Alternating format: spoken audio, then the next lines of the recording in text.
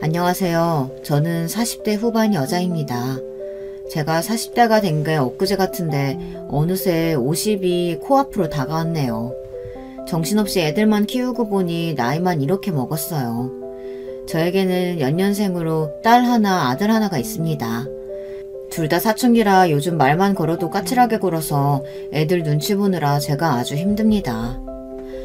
주말에 오랜만에 엄마랑 같이 등산 갔다가 너희 좋아하는 파스타라도 먹고 올까? 등산 힘들면 옷이라도 한 번씩 사러 가든가. 평일 내내 늦게까지 학원 다니느라 힘들어 죽겠는데 등산은 무슨 등산이야. 나 그냥 집에서 새로 하는 드라마 정주행이나 할래. 드라마야 일요일에 보면 되지. 토요일 하루만이라도 좀 엄마한테 시간 좀 내라. 나도 이번 주에 애들하고 하루 종일 게임하기로 했어. 주말만이라도 좀 내버려 둬요. 바로 얼마 전까지만 해도 서로 제 옆에서 자겠다고 울고불고 하던 아이들이 이제는 일주일에 한 번 엄마랑 시간을 보내는 것도 귀찮게만 여기니 저는 티를 안 내도 혼자 서운해서 눈물이 왈칵했어요. 자식들 일로 힘들고 속상하면 제가 어디에 말하겠어요. 남편밖에 더 있겠습니까? 저는 퇴근하고 들어온 남편을 붙잡고 매일 아이들과 있었던 일을 상의하고 싶었어요. 하지만 남편은 언제나 집안일보다 회사 일이 더 중요한 사람이었어요. 결혼생활 18년 동안 평일에 제 시간에 퇴근해서 가족과 함께 밥을 먹은 게 손에 꼽힐 정도였죠. 어쩌다 남편이 일찍 퇴근해서 좋아하는 술 핑계로라도 대화를 좀 해볼까 말이라도 꺼내면 도망치기 바빴습니다. 여보, 피곤해도 우리 오랜만에 같이 맥주 한잔 할까? 준영이가 고등학교는 취업 잘 되는 보건고등학교로 가고 싶다는데 당신이랑 좀 상의하고 싶어서. 당신은 그런 걸 상의라고 해? 당연히 인문계 가야지. 보건고는 무슨 보건고야. 나 피곤해서 좀 잘 테니까 저녁 먹을 때 괜히 깨우지 마. 남편은 저와 부부라고 해서 일절 상의하고 싶은 생각이 없었습니다. 그냥 자신이 정해놓은 대로 저나 아이들에게 통보하면 그만이었어요. 그래도 준영이가 가고 싶다는데 무조건 안 된다고 할 수는 없지. 애가 공부하는데 크게 흥미가 없기도 하고. 준영이 앞으로 들어간 학원비가 얼만데 공부를 벌써 포기해. 그리고 도대체 누가 공부에 흥미를 가지고 한대? 그냥 하는 거지. 괜히 애들 위한답시고 애들 말 하나하나 다 들어주지 말고 절대 안 된다고 해. 당신이 그렇게 물러 터졌으니까 애들이 대가리 좀 컸다고 말을 안 듣는 거 아니야. 제 생각을 이야기해도 남편은 들어줄 생각이 없었어요. 그러면서 모든 문제가 생기면 제 탓을 했죠. 애들이 공부를 못하면 그건 제가 애들한테 신경을 덜 써서 그런 거고 애들이 잘하면 그건 다 본인을 닮아서 그런 거라고 했어요. 큰딸이 공부를 잘했어요.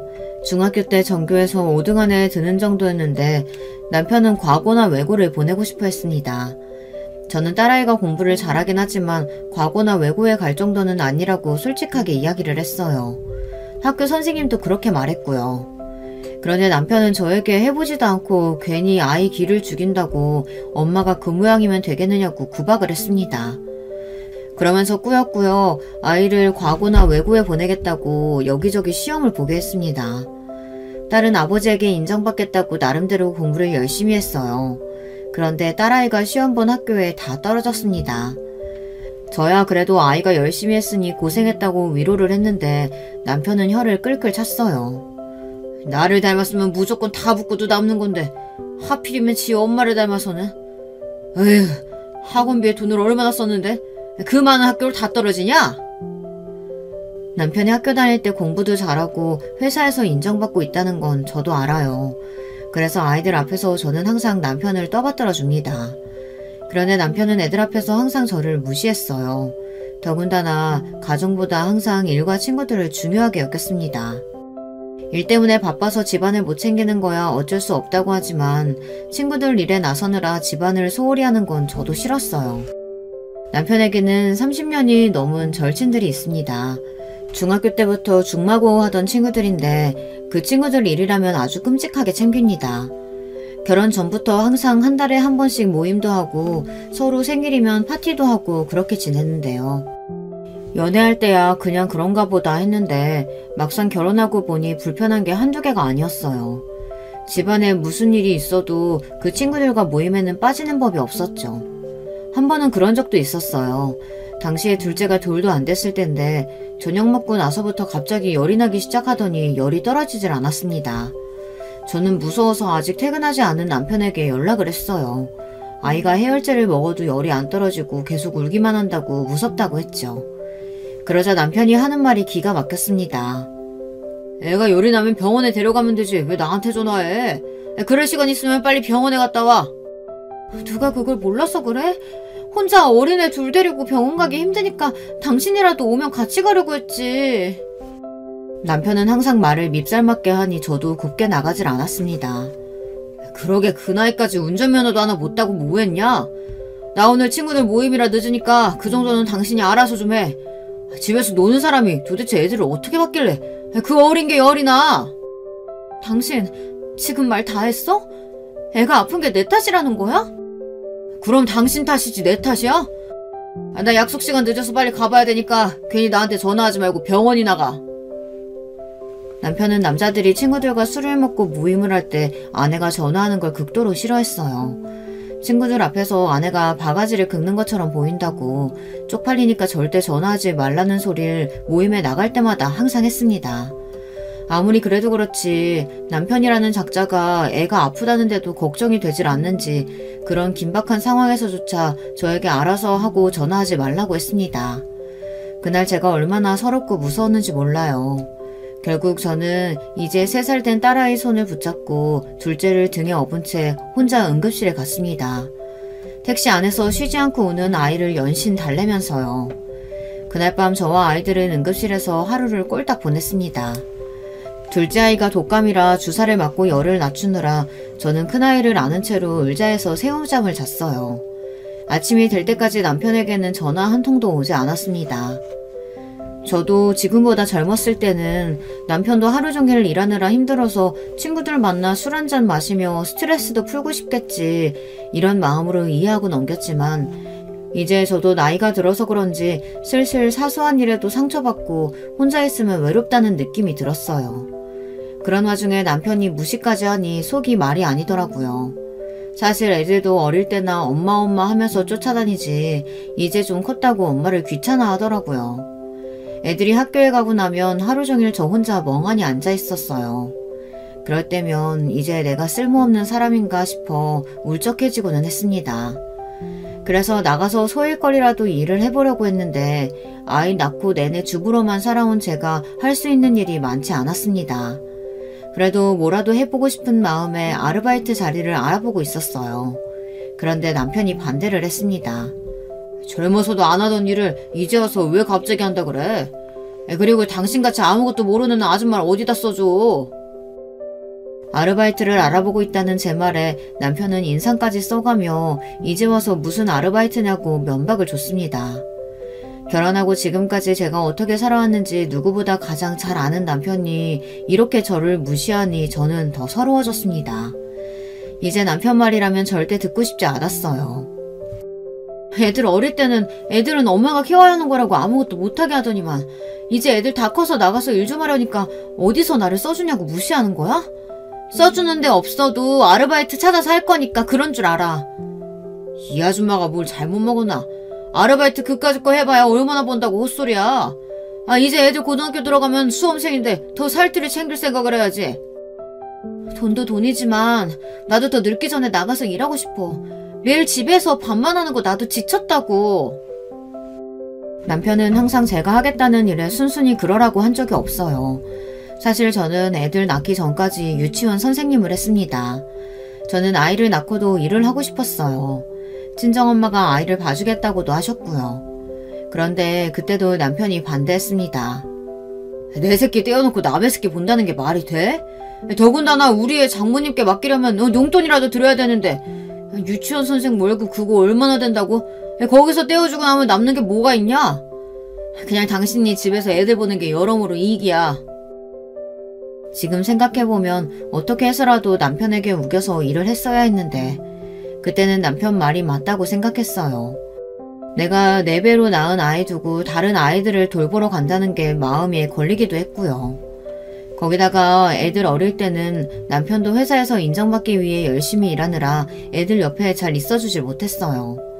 남편이 영업직이다 보니 매일 회식에 출장해 정신없이 바빴거든요.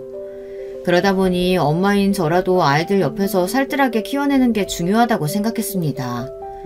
더군다나 연년생을 키우다 보니 하루가 어떻게 가는 건지 모르게 정신없게도 했고요. 하지만 애들이 중학교만 가도 이 정도로 헛헛하고 허무할 줄 알았다면 그때 절대 일을 그만두지 않았을 겁니다. 자식에게도 남편에게도 제가 한 일을 인정받지 못하는데 아무런 보상도 없는 희생을 왜 제가 해왔는지 후회가 됐어요. 저는 지금이라도 제 인생을 살고 싶었습니다. 아이들이 어릴 때는 애가 어려서 안 된다. 아이들이 학교에 들어가서는 이제 학교에 들어가니 엄마 손이 더 필요해서 안 된다. 이제 애들이 다 커서 좀 살만해지니 애들이 수험생이라 안 된답니다. 시간이 지나고 보니 저의 지난 세월이 너무 아깝고 제가 불쌍했어요. 저만 부모도 아니고 남편도 아이들 아버지인데 뭐든 힘들어도 함께 나누고 함께 감수했어야 했어요. 애들이 태어나자마자 제 일을 포기하고 아이를 돌보는 게 저의 당연한 역할이 아니었는데 제 생각이 틀렸습니다. 그로부터 얼마 뒤 저는 엄마로서 혹은 아내로서만이 인생의 전부가 아니라는 걸 깨닫게 된 일이 있었습니다. 아들은 제가 그렇게 말렸는데도 멋대로 보건고등학교에 진학을 했어요. 사실 저야 아들이 원하는 대로 하길 바랬지만 남편이 보건고는 절대 안 된다고 했기 때문에 남편과 아들 사이에 분란을 막기 위해 아들을 말렸던 거예요. 저야 남편 성격을 잘 아니까요. 역시나 아들의 선택에 남편은 노발대발 난리를 쳤습니다. 사내놈이 보건고등학교나 나와서 도대체 뭐를 하겠다는 거야? 정말 간호사라도 하겠다는 거야? 남편은 명문고에 명문대를 나와 대기업을 다녀요. 머리도 좋고 수완도 좋은 사람이지만 생각이 너무 고루해서 꼰대도 그런 꼰대가 없습니다. 옛날 본인이 살았던 사고방식으로 저와 아이들을 대해요. 무조건 아내는 남편이 시키는 대로 해야 하고 아이들은 공부를 열심히 해서 남들이 알아주는 직업을 가져야 한다고 생각했죠. 준영이 말이 요즘은 병원에서 의무적으로 남자 간호사도 많이 뽑아서 취업률도 좋고 복지도 좋아서 직업으로 간호사만 한 게 없대. 그래도 본인이 처음으로 해보겠다고 하는 건데 좀 이해 좀 해줘요. 저는 웬만해서 남편이랑 싸우고 싶지 않았어요. 제가 말해봐야 소용없으니까요. 하지만 자식들 일에는 무조건 자식 편을 들어주고 싶어 저 나름대로 노력을 했습니다. 하지만 역시나 남편에게는 통하지 않았죠. 사내놈이 의사도 아니고 꼴랑 간호사나 하겠다고 하다니 도대체 누굴 닮아서 저렇게 한심한 짓을 하는지 누굴 닮긴 누굴 닮아요. 아빠가 매일 무시하는 엄마 닮아서 그런 거지. 나는 엄마처럼 아빠한테 빌부터 안 살고 나대로 알아서 살 거니까 제발 간섭 좀 하지 마세요. 그 순간 저는 누군가 제 뒤통수를 한 대 친 줄 알았습니다. 그 정도로 너무 깜짝 놀랐어요. 남편이 저랑 부부싸움을 할 때 저에게 했던 말이에요. 자기한테 빌부터 사는 주제에 말이 많다고요. 저는 아들의 말에 2번 놀랐습니다. 아이들이 아주 어릴 때였는데 아들이 그 말을 기억하고 있다는 것에 1번, 그리고 저에게 상처가 됐던 말을 아들이 한 번 더 저에게 각인시켜줬다는데 또 1번 상처를 받았죠. 그날 이후로 저는 새로운 인생을 살아야겠다 마음먹었습니다. 50을 앞두고 나서야 말이죠. 아이들이 고등학교에 다니고 수험생이 되는 건 아이들 인생이에요. 잘하든 못하든 본인들이 알아서 할 나름입니다. 제가 가만히 집을 지키고 있다고 해서 아이들 인생이 달라지는 건 절대 아니니 제가 변하기로 했습니다. 저는 그 길로 일자리를 알아봤어요. 핸드폰으로 아르바이트를 구할 수 있는 앱을 받아 하루 종일 확인했습니다. 아무리 둘러봐도 제 나이에 할 수 있는 아르바이트 자리가 보이지 않았지만 저는 포기하지 않고 매일 찾았어요. 그러다가 밤이 되면 절망했습니다. 내가 이렇게 능력이 없는 사람인가 자괴감이 들었거든요. 물론 제 잘못이죠. 남들만큼 공부도 많이 안 했고 남들 다 있는 운전면허도 하나 없으니 누가 나이든 저를 뽑아주겠어요. 그런데 어느 날이었습니다. 나이 제한 없음 주부사원 환영이라는 아르바이트 공고를 보게 됐습니다. 저는 그 길로 이력서를 보내고 며칠 뒤 면접까지 봤어요. 사람이 그래도 죽으라는 법은 없나 봅니다. 제가 아르바이트 랩을 본 지 1달 만에 아르바이트를 구했어요. 제가 18년 만에 구한 직장은 바로 햄버거 가게였습니다. 햄버거 가게 주방에서 햄버거를 만드는 일이었는데 지난 18년 동안 주부로만 살아온 저에게는 너무도 찰떡인 일이었죠. 하루 종일 서서 일해야 하는 게 조금 힘들었지만 그것도 일주일 하다 보니 금세 적응이 됐습니다. 저는 애들이랑 남편에게 아르바이트 한다는 사실을 이야기하지 않았어요. 처음엔 제가 며칠 일하다 금방 잘릴 수도 있으니 말하지 말자 싶었는데 나중에는 말할 일이 아예 없더라고요. 제가 햄버거 가게에서 반년을 넘게 일하는 동안 아무도 제가 낮에 뭘 했는지 궁금해하지 않았어요. 저는 바보같이 그제야 처음 알았습니다. 가족 중 누구도 제가 하루 종일 뭐라고 지내는지 물어보는 사람이 없더라고요. 한 집에서 다같이 20년 가까이 살았는데 어쩜 엄마고 아내한테 이리도 관심이 없을 수 있을까 다시 한번 서운했습니다. 그러다가 어쩔 수 없이 제가 햄버거 가게에서 아르바이트 한다는 사실을 알릴 수밖에 없는 사건이 있었어요. 제가 일하다가 그만 다쳤습니다. 원래 주방이 좁은데 바닥이 기름지고 뜨거운 기름이 있다 보니 화상을 입거나 넘어지는 일은 비일비재했습니다. 그런데 그날은 제가 바닥 청소를 하다 그만 미끄러져 발목을 삐끗했어요. 별일 아닌 줄 알았는데 일어나서 걸으려고 하니 걷기가 어렵더군요. 제 상태를 본 점장이 아무래도 안 되겠다고 걱정해서 저는 곧바로 점장차를 타고 병원을 급하게 다녀왔어요. 의사 말이 발목에 금이 가서 2주에서 3주 정도 깁스를 해야 한다고 하더군요. 저는 할 수 없이 깁스를 하고 집으로 왔습니다. 아르바이트도 한 달을 쉬기로 했어요. 저는 다리를 다친 것도 다친 거지만 일을 한 달이나 쉬어야 한다는 게 속상했습니다. 햄버거 가게 일이 재미있었거든요. 그날 저녁 학원에서 돌아온 아이들이 제 다리를 보고 왜 갑자기 깁스를 했냐고 묻더군요. 그때가 제가 햄버거 가게에서 일한 지 반년이 딱 넘었을 때예요. 저는 아이들에게 사실은 아르바이트를 하고 있었다고 말했습니다. 햄버거 가게에서 일하다가 넘어졌다고요. 그러자 자식들이 하는 말이 기가 막혔어요. 엄마가 갑자기 아르바이트를 왜 해? 아빠가 이제 아예 생활비 안 준대? 내가 고집 부리고 보건고 가서 아빠가 이제 아예 학원도 보내지 말라고 했어? 엄마 그래서 일하는 거야? 아이들은 다친 제 다리보다 제가 갑자기 왜 일을 하게 됐는지를 궁금해하더라고요. 거기다가 남편이 생활비를 줄이거나 학원비를 주지 않는다고 해서 제가 일을 하는 줄 알았어요. 그때 웬일로 일찍 퇴근한 남편이 집에 들어왔어요. 그러더니 남편도 제 다리를 보고 무슨 일이냐고 묻더군요.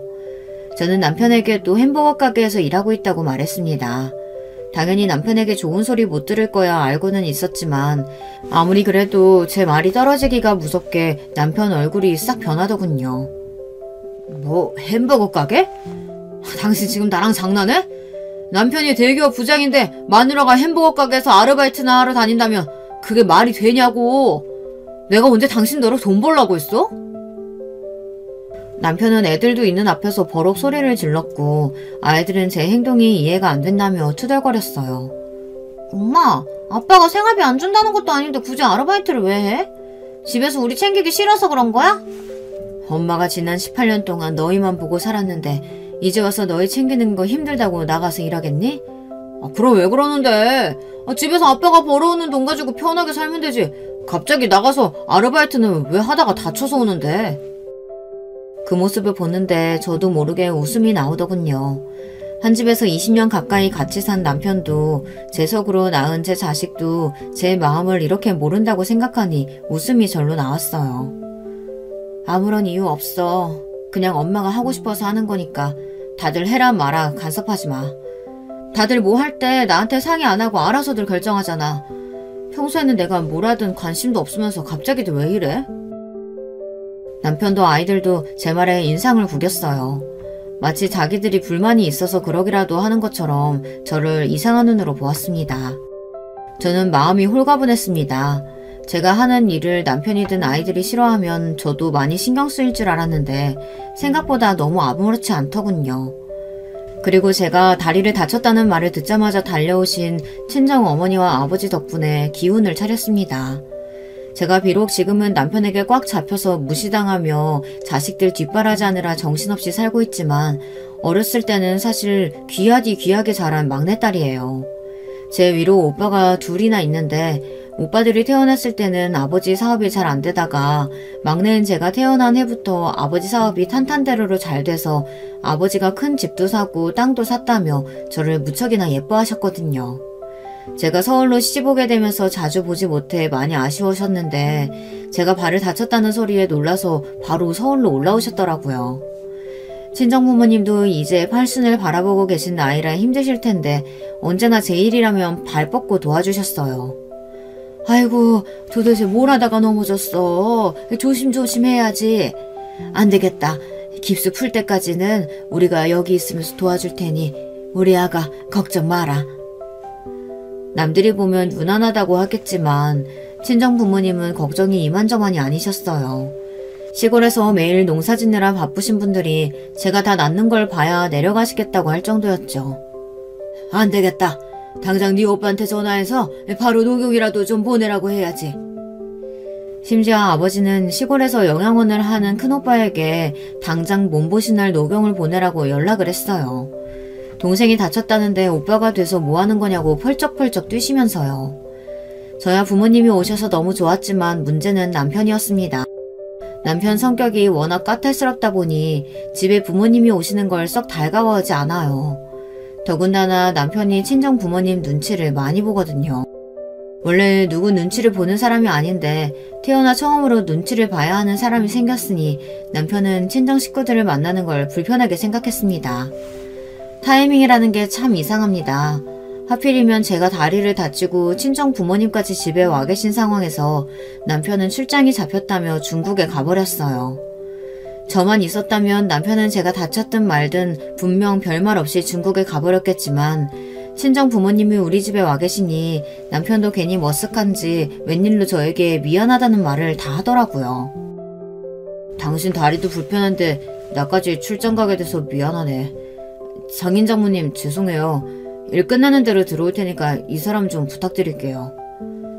아이고 우리 김서방은 자상하기도 하지. 걱정 말게. 우리가 알아서 잘 보살필 테니 몸 건강히 잘 다녀와. 남편이 저한테나 애들한테나 엄격하게 굴어도 친정 부모님 앞에서는 꼼짝을 못해요.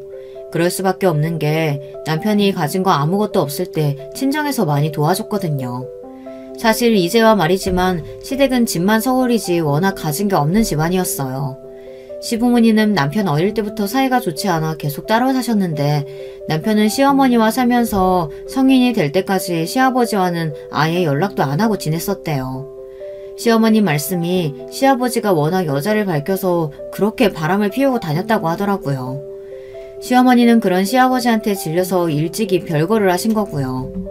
그래도 하나뿐인 아들을 생각해서 이혼은 안 하고 별거만 하고 살았는데 나중에는 그게 발목을 잡아 더 고생이었다고 하더군요. 당시에 남편은 군 제대하고 대학을 복학할 때였는데 갑자기 시아버지에게 연락이 왔대요.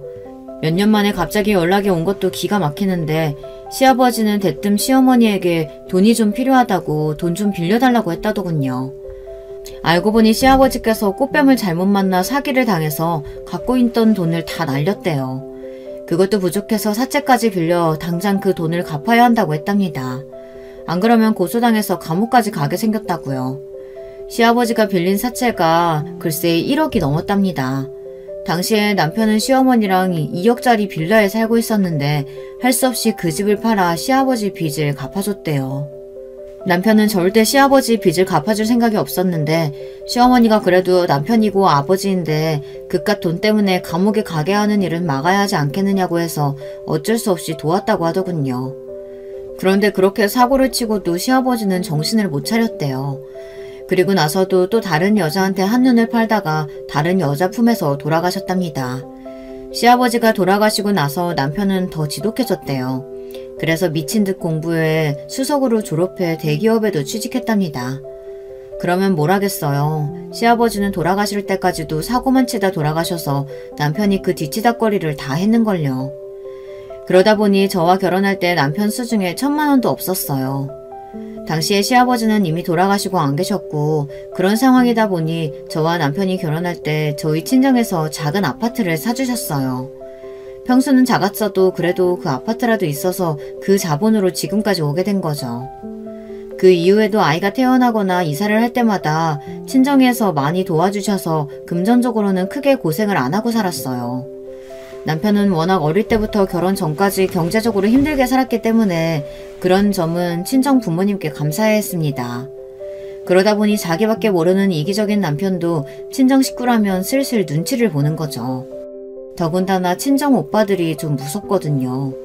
지금이야 오빠들이 아버지를 따라 시골에서 농사도 지고 영양원을 하고 있지만 이전에는 둘 다 학창시절 내내 운동을 했거든요.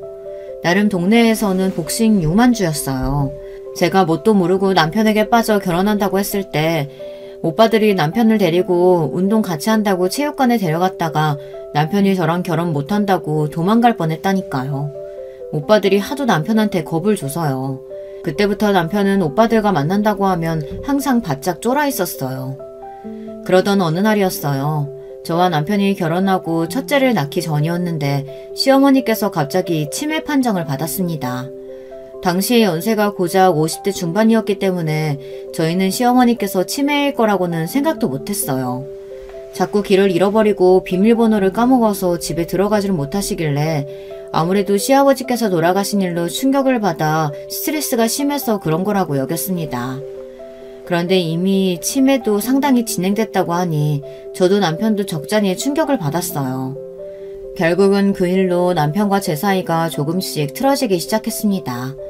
남편은 치매에 걸린 시어머니를 우리 집에서 모시고 싶어 했어요. 하지만 저는 엄두가 나질 않았습니다. 당시에 저는 20대 후반이었고 아직 아이도 없었어요. 일도 하고 있었고요. 그런 제가 무슨 자신감으로 치매에 걸린 시어머니를 집에서 돌볼 수가 있었겠어요. 하지만 남편은 막무가내였습니다. 다짜고짜 시어머니를 모시고 집에 들어왔어요. 저는 제 의견을 항상 무시하고 멋대로 하는 남편에게 지쳐 친정 부모님에게 하소연을 했습니다. 그러자 그때도 친정 부모님과 오빠들이 바로 서울에 올라왔어요. 심지어 오빠들은 남편 회사까지 찾아가 만나나 보더군요. 김서방, 아무리 치매에 걸린 어머니가 마음에 걸려도 그렇지 자네 혼자 사는 집도 아닌데 새파랗게 어린 며느리한테 치매 걸린 시어머니를 돌보라는 게 말이 되나? 에이, 말도 안 되는 일이지. 솔직히 말해서 김서방, 자네도 양심이 있으면 그러면 안 되지. 자네가 장가 올 때 해온 거라고는 뭐가 있나? 대기업 다니는 거 꼴랑 그 배경 하나 가지고 장가 와서는 이제 치매 걸린 노모까지 우리 막내한테 책임지라는 거야? 오빠들은 남편을 만나 노발대발 당장 시어머니를 요양원에 모시라고 소리를 질렀습니다. 우리 부모님이 자네한테 어떻게 했는데 자네가 내 동생한테 어떻게 이럴 수가 있어? 차라리 잘 됐어. 애 없을 때 지금이라도 둘이 갈라서는 게 낫지. 난 절대 어린 내 동생이 치매 걸린 시어머니 돌보는 꼴은 죽어도 못 보니까 그런 줄 알게. 안 그러면 저와 남편을 이혼시키겠다고 했습니다. 물론 저도 압니다. 남편 입장에서는 친정 오빠들의 행동이 지나치다는 걸요. 하지만 제 입장에서는 오빠들이 있어서 다행이라고 생각했어요. 남편이 제 앞에서나 큰 소리 칠 줄 알았지 오빠들 앞에서는 말 한마디 못하는 사람이었거든요. 더군다나 당시에 결혼한 지 얼마 되지도 않았을 때였는데 이혼 이야기까지 나오니 남편도 당황했나 보더라고요. 결국은 시어머니를 요양원에 모셨습니다. 물론 남편도 저도 속이 상할 때는 있어요. 그래서 제가 일주일에 한 번씩은 무조건 요양원에 들러 시어머니를 뵈어요. 건강 상태도 항상 체크하고요. 그때로 남편과 제 사이는 많이 달라졌습니다. 남편은 저 때문에 시어머니를 요양원으로 보냈다고 생각했어요. 하지만 저로서는 그게 최선이라고 생각합니다. 만약 그때 시어머니를 요양원에 보내지 않았더라면 남편과 저는 지금까지 버티고 살지 못했을 거예요. 물론 저도 사람인지라 가끔 후회하기는 합니다. 그때 그냥 남편과 헤어질 걸 그랬다 싶을 때가 많거든요. 저도 제가 싫어서 참지 못하고 시어머니를 요양원에 보냈다는 괜한 죄책감에 남편의 구박이나 무시를 당하면서도 애써 참고 살고 있으니까요. 그러다 보니 저와 남편의 사이는 결혼한 이후부터 내내 좋았던 적이 별로 없어요. 아이들 보면서 하루하루 장애물 넘듯이 참고 살았습니다. 남편도 본인이 참고 살고 있다고 생각하는 것 같아요. 그러니 자꾸만 저만 보면 욱해서 구박하고 무시를 하는 거겠죠. 제가 다리를 다쳐 친정부모님이 집에 오시자마자 중국으로 출장을 간 남편은 중국에 간 지 이틀이 지날 때까지 전화 한 통 안 했어요. 저는 익숙했습니다. 남편이 어디를 가든 먼저 전화를 하는 사람이 아니었으니까요. 그런데 웬일인지 남편이 중국에 간 지 사흘 만에 제게 연락이 왔습니다. 저는 웬일인가 싶으면서도 괜스레 기분이 좋았어요. 그래도 제 걱정을 하기는 하나 싶어서요. 그런데 역시나 아니었습니다. 남편이 제 걱정 같은 걸 할 리가 없었어요. 남편은 통화가 되자마자 다짜고짜 제게 화를 냈습니다. 당신 오빠들 때문에 정말 미치겠다. 젊었을 때는 젊어서 그랬다고 치지만 이제 나도 나이 먹었는데 도대체 언제까지 그러실 거래? 저는 남편이 또 왜 이러나 했는데 알고 보니 제가 다리를 다쳤다는 소리를 듣고는 오빠들이 곧장 또 남편에게 연락을 했나 보더라고요. 남편 말이 제가 다리를 다친 게 꼭 남편 잘못이라도 있는 것처럼 오빠들이 몰아붙였대요. 김서방, 우리 막내가 워낙 연약하고 무거운 거 아예 들지도 못하는데 그 어린 거한테 도대체 무슨 돈을 벌어오라고 내보내서는 왜 애를 다치게 만들어? 친정부모님께 무슨 말을 들었는지 친정오빠들은 남편이 제게 나가서 일하라고 해서 제가 이렇게 다친 줄 아는 것 같더라고요. 남편은 당연히 본인이 내보낸 게 아니라고 제가 괜한 고집을 피워서 나간 거라고 했는데도 소용이 없었나 봐요. 고집? 이봐 김서방, 우리 순영이가 어릴 때부터 고집이라는 걸 피울 줄 모르는 애야. 김서방이 얼마나 힘들다고 징징거렸으면 세상 물정이라고는 모르는 애가 그거 몇 푼 벌어보겠다고 나가겠어?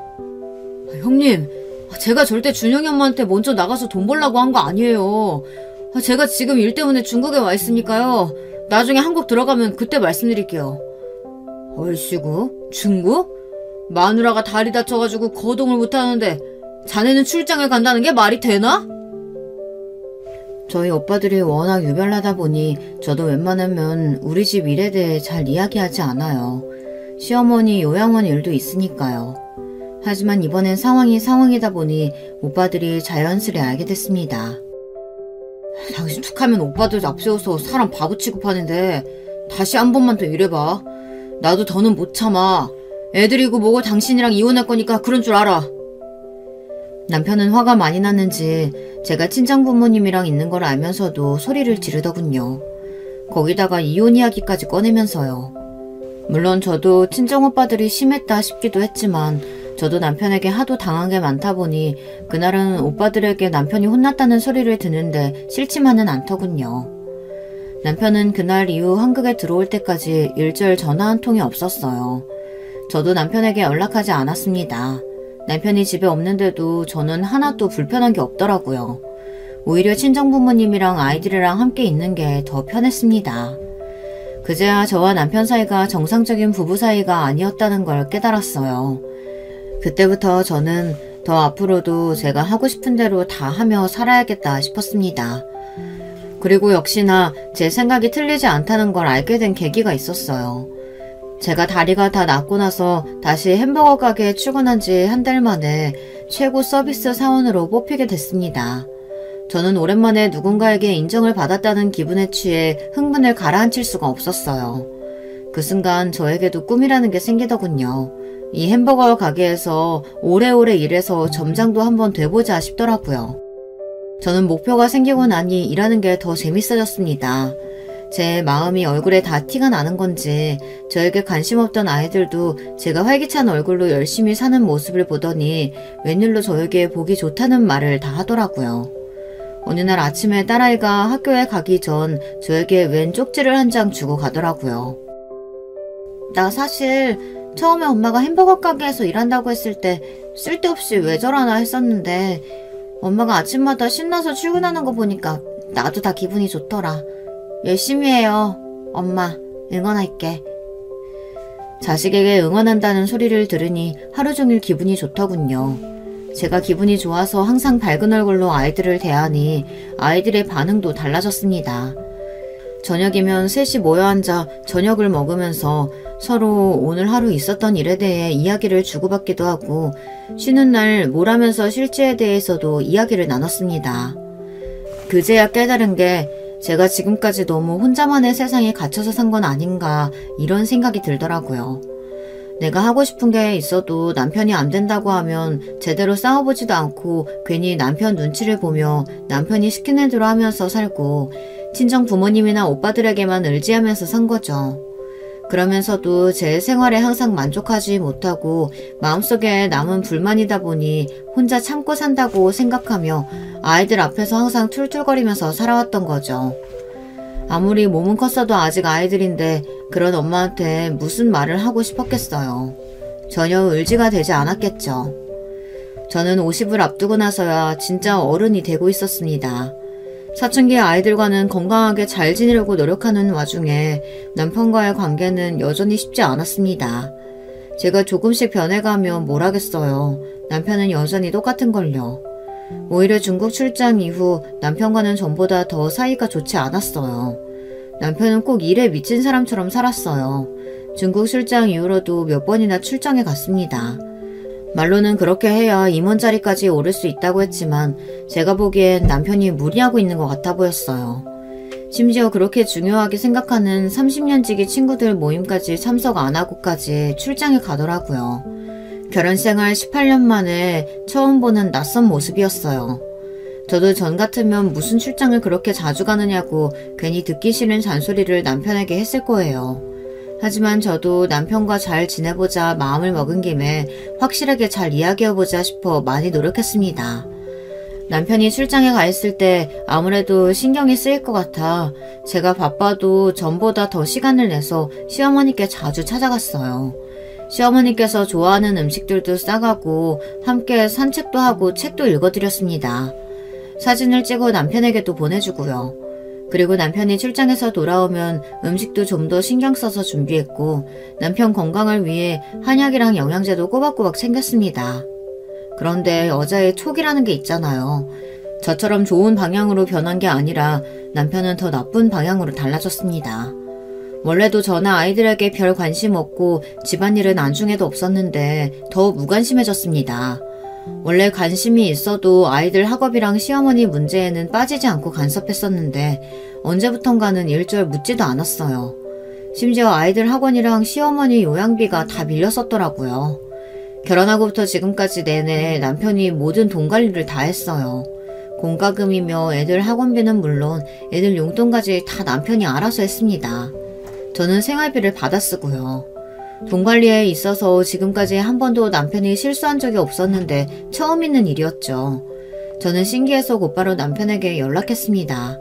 애들 학원비랑 시어머니 요양원 비용이 결제가 안 됐다고 연락이 왔다고요. 그러자 남편이 하는 말이 가관이었습니다. 당신도 이제 돈 벌면서 그거 몇 푼이나 낸다고 나한테 이야기를 해. 그 정도는 당신이 알아서 내. 순간 저는 당황해서 말문이 다 막혔습니다. 저더러 나가서 몇 푼이나 번다고 벌지 말라고 할 땐 언제고 이제 와서 말도 없이 저더러 애들 학원비랑 시어머니 요양원비를 내랍니다. 저는 기가 막혀서 남편에게 따졌어요. 이런 일은 부부가 상의해서 결정할 일이지 갑자기 당신 내키는 대로 하면 어떡하자는 거야. 미리 나한테도 말을 했어야지. 돈이 아까운 게 아니라 저와 한마디 상의도 없이 저더러 이래라 저래라 하니 기가 막히더군요.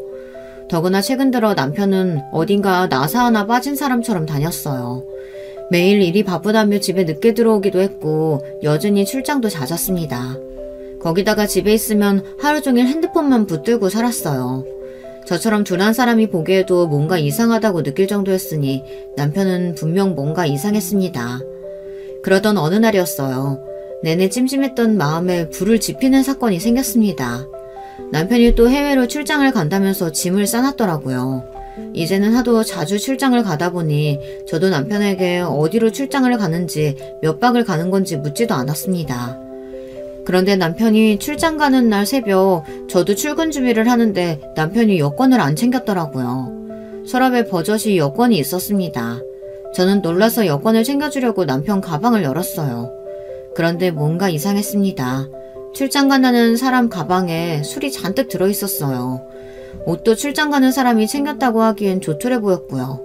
더군다나 가방 안에 수영복까지 들어있더라고요. 저는 아무래도 좀 이상해서 남편 여권을 확인했습니다. 그런데 저는 여권을 확인하자마자 충격에 빠지고 말았어요. 글쎄 남편 여권에 최근에 다녀온 나라 도장이 하나도 안 찍혀 있더라고요. 심지어 몇 달 전 제가 다리 다쳤을 때 갔다 온 중국 도장마저 찍혀있지 않았습니다. 이건 말도 안 되는 일이었어요. 제가 중국 이후로 아는 것만 해도 필리핀, 베트남, 호주 등등 서너 군데가 넘습니다. 그런데 어떻게 여권이 이렇게 깨끗할 수가 있는 걸까요? 이유는 하나뿐이었죠. 남편이 저에게 출장 간다고 거짓말을 하고 어딘가 다른 곳에 가는 거였어요.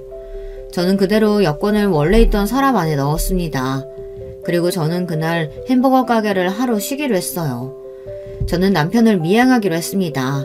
남편처럼 이기적이고 자기밖에 모르는 사람이 이 정도로 작정하고 저를 속였다는 건 분명 예산일이 아닐 테니까요.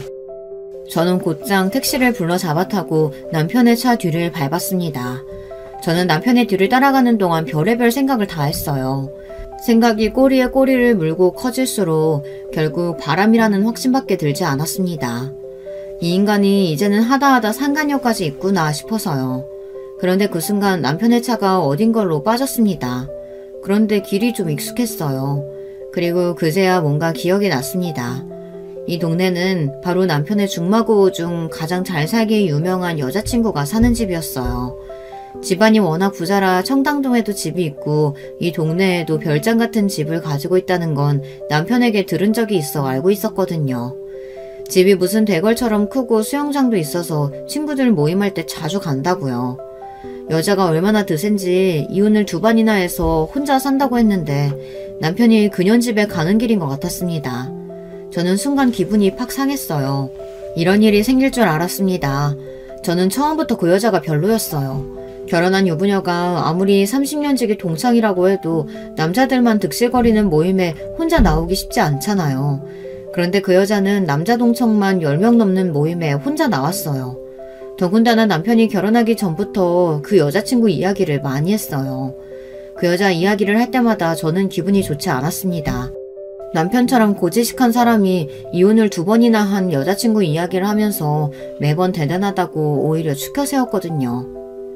지숙이는 그럴 자격이 있어. 지숙이는 다 가졌잖아. 집안 좋지, 얼굴도 이쁘지, 몸매도 죽이지. 세상에 남자들이 얼마나 껄떡대겠어? 중고등학교 내내 동네에서 지숙이라고 하면 안 좋아하는 남자가 없었다며 남편은 항상 그 여자 이야기를 요란하게 해댔어요. 제가 남편에게 당신도 그 여자를 좋아했냐고 따져 물었는데 그럴 때마다 남편은 자기가 감히 어떻게 지숙이를 넘보냐고 했습니다. 저는 그 말이 더 기분이 나빴어요. 그랬으니 저는 그 여자 이름만 나오면 심기가 뒤틀릴 수밖에 없었죠.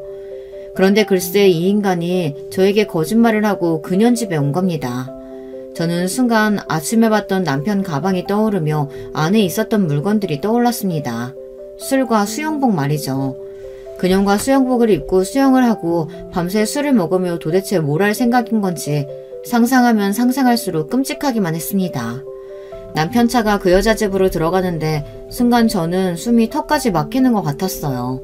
심장이 너무 빨리 뛰어서 이러다가 심장이 입 밖으로 튀어나올 것만 같았습니다.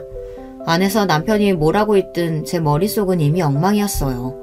별일 아닐 거라고 어떻게든 생각해보려고 해도 그럴 수가 없었습니다. 저는 어떻게 해야 좋을지 몰라 혼자 끙끙거리다가 결국 친정엄마에게 전화를 하고 말았습니다. 그리고 도와달라고 울먹거렸어요. 그러자 1시간도 되지 않아 친정엄마와 큰오빠가 혼자 바닥에 주저앉아 있는 제 앞에 나타났습니다. 오빠는 이미 흥분해서 당장 그 여자의 집 대문을 부술 기세였죠. 너는 왜 바보처럼 여기서 울고 있어? 이 거지 같은 년놈들 어딨어? 내가 당장 잡아서 아주 두 동강을 내버리라니까. 오빠는 그 길로 그 여자의 집 대문을 벌컥 열고 안으로 들어갔습니다. 저는 오빠의 뒤를 따라 들어갔어요. 그리고 곧장 그 집 현관문까지 단숨에 들어갔습니다. 남편 말대로 집이 얼마나 큰지 한참을 걸어 들어갔어요. 잠긴 현관을 보고 저는 초인종을 누르려고 했습니다. 그런데 그때 오빠가 하는 말이 바람핀 연놈들 잡으러 왔는데 누가 공손하게 초인종을 누르고 들어가냐입니다. 오빠는 흥분한 얼굴로 집 주변을 살피더니 곧장 베란다 쪽으로 다가가 커다란 돌을 집어 그대로 베란다 유리에 던졌어요. 순간 유리가 와장창 깨졌습니다. 이런 거지 같은 년놈들, 감히 내 동생을 두고 바람을 피워? 절대 가만두지 않을 거야! 오빠가 소리를 치며 집 안으로 뛰어들어간 그때였어요.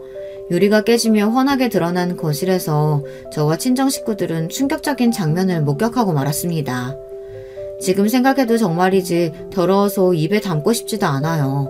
남편은 몽땅 벌거벗은 상태로 머리에 토끼 머리띠를 하고 엉덩이에 토끼 꼬리가 달린 속옷을 입고 있는 채로 바닥에 무릎을 꿇고 앉아 있었어요. 거기다가 그 지숙인지 뭔지 아는 년은 늙어서 쭈글거리는 몸을 훤히 드러내고 집안에서 하이힐을 신은 채로 채찍을 휘두르고 있었어요. 남편에게 말이죠. 순간 저와 오빠, 친정엄마는 입이 쩍 벌어져서 눈을 다 가렸습니다. 도저히 흉해서 봐줄 수가 없더군요. 아니, 여기는 어떻게? 놀란 토끼 눈이 돼서 제 몸을 가려보며 벌버둥 추는 남편 꼴을 보는데 과관이 따로 없더군요. 그제야 정신 차린 저는 주머니에서 곧바로 핸드폰을 꺼내 불륜 현장 사진을 찍었어요. 정말 토끼마냥 폴짝폴짝 뛰어대는 남편과 동네에서 제일 가는 미녀라는 지숙이의 년의 사진을요. 여보, 사진을 왜 찍어? 정말 그만 좀 찍어! 남편은 그만 찍으라며 제게 달려들었습니다. 그 순간 저는 배신감에 치가 다 떨렸어요. 저런 더러운 짓거리나 하고 다니는 인간이 제 남편이자 제 아이들의 아빠라는 사실이 치욕스러웠습니다. 저는 그대로 오빠가 베란다 문을 부쉈던 돌을 들었습니다. 그리고 남편에게 던지려고 번쩍 들었어요. 그 순간 남편이 제 앞에 무릎을 꿇고 앉더군요. 그러더니 얼마나 겁을 먹었는지 바닥에 오줌까지 싸더군요. 여보, 미안해. 나도 지숙이 제가 이런 걸 좋아하는지 몰랐어. 나도 절대 이런 짓 하고 싶지 않았는데 지숙이 전현이 자기 말 안 들으면 직장에 같이 찍은 사진 다 보낸다고 해서 미안해. 이혼 2번이나 한 년이 다 이유가 있는 건데 내가 내 발등을 찍었어. 이 새끼가 뚫린 입을 하고 아무 말이나 짓거리네. 너 안 되겠다. 오늘 한번 내 손에 죽어보자. 형님 살려주세요. 친정오빠가 남편에게 달려들자 남편은 쫄아서 아주 주랭랑을 쳤어요. 그 모습을 보는데 저는 기가 차서 웃음이 다 나오더군요. 그리고 지난 저희 18년의 결혼 생활이 산산이 부서지는 느낌을 받았습니다. 저는 오빠에게 그만하라고 하고 그 집을 나왔어요. 물론 우리 부부가 사랑해서 18년을 살아온 건 아니지만 부부로서 의리는 있다고 생각했습니다. 그런데 저런 찌질하고 천박한 인간을 남편이라고 믿고 산 제가 너무 처량하게 느껴졌어요. 그날 사건은 제 평생 잊히지 않겠지만 그 사건이 아니었다면 평생 저를 무시하고 구박했던 남편과 헤어지기로 마음먹지 못했을지도 몰라요. 저는 남편과 이혼했습니다. 생각보다 남편과 이혼이 쉽지 않았어요. 남편 자존심에 쪽팔려서라도 금방 이혼해줄 줄 알았는데 본인은 바람을 인정할 수 없다며 끝까지 버티더라고요. 남편 말이 그년과 뭐라도 좀 해보려고 계속 저를 속이고 만난 건 맞지만 지숙이년의 이상한 취향을 알고 나서는 헤어지려고 했답니다. 그런데 지숙이년이 자신을 놔주지 않아 할 수 없이 만나고 있었던 거래요. 안 그러면 회사에 같이 찍은 요상한 사진을 다 유포하겠다고 해서요. 저도 그년과 똑같은 방법을 써서 이혼했습니다. 멍청한 인간아. 당신이 이상한 짓거리 하는 사진 나한테도 있어. 당신 이혼 안 해주면 그 사진 당신 회사 게시판에 바로 올려줄 거니까 그런 줄 알아. 남편에게 그나마 있던 일말의 정마저 다 떨어져 버린 저는 조금의 미련도 없습니다. 단 한 가지, 아이들에게 부모의 이혼이라는 상처를 안겨준 게 미안하지만 저는 저런 더러운 인간을 남편이랍시고 떠받들며 살 수는 없었어요. 저와 아이들은 남편에게 벗어나 아주 잘 살고 있습니다. 남편의 귀책 사유가 확실하다 보니 재산 분할도 양육권도 저에게 아주 유리한 방향으로 잘 마무리됐어요. 단지 하나 고민이 있다면 앞으로 아이들과 전 남편을 만나게 해줄 건지 말지 하는 그 문제입니다. 아이들은 이혼하게 된 이유에 대해 아직 자세히 모르다 보니 아버지를 만나고 싶어 해요. 하지만 저는 그런 인간을 만나게 해주는 게 맞나 싶습니다. 여러분의 생각은 어떠신가요? 제가 아이들을 생각해서라도 남편에 대한 분노를 좀 참는 게 나을까요? 여러분의 의견 댓글로 남겨주시면 참고하도록 하겠습니다. 지금까지 저의 이야기 끝까지 들어주셔서 감사해요. 여러분의 가정에는 항상 화목한 일만 가득하시길 바라겠습니다. 여러분, 두 번째 사연 시작하기 전에 좋아요, 구독 꼭 눌러주실 거죠? 그럼 두 번째 사연 바로 시작합니다. 안녕하세요. 전 경기도에 살고 있는 40대 여자입니다. 전 원래 남일에 잘 나서지 않고 그럭저럭 조용히 살던 사람이랍니다. 괜히 여기저기 낑겨들어서 싸움이 나고 말이 나오는 상황들을 좋아하지 않거든요. 특히 여자들 세계에서 그런 일들이 제법 많은 편이기도 하고요. 그런데 도저히 끼어들지 않고는 못 베길 상황이 나타나게 됐어요. 살다 내가 별일을 다 해본다며 스스로도 웃길 정도로 팔 걷어붙이고 나서게 됐답니다. 이건 다름 아닌 우리 신우 때문인데요. 사실 친가족 관계도 아니고 엄연히 남인 신우 때문에 왜 나서나, 그리고 뭔 일이길래 그러나 싶으실 수도 있으실 것 같아요.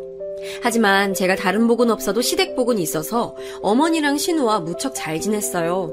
의외로 남편과는 그닥 좋지도 나쁘지도 않게 지내고 있었고요. 왜냐면 우리는 소개로 만났고 아주 딱딱한 첫 만남으로 시작했거든요. 남편은 저한테 말하는 어투도 되게 기계적이고 어색했었어요. 안녕하세요, 정희씨. 김대리님께 들어서 아시겠지만 저는 김명철이라고 합니다. 이렇게 만나 뵙게 되어서 반갑습니다. 아주 딱딱하게, 그것도 정없고 재미없게 말을 하더라고요. 그래서 이런 부분은 썩 마음에 들지 않았지만 그래도 이 남자 말이에요. 외모가 너무 제 스타일인 거예요.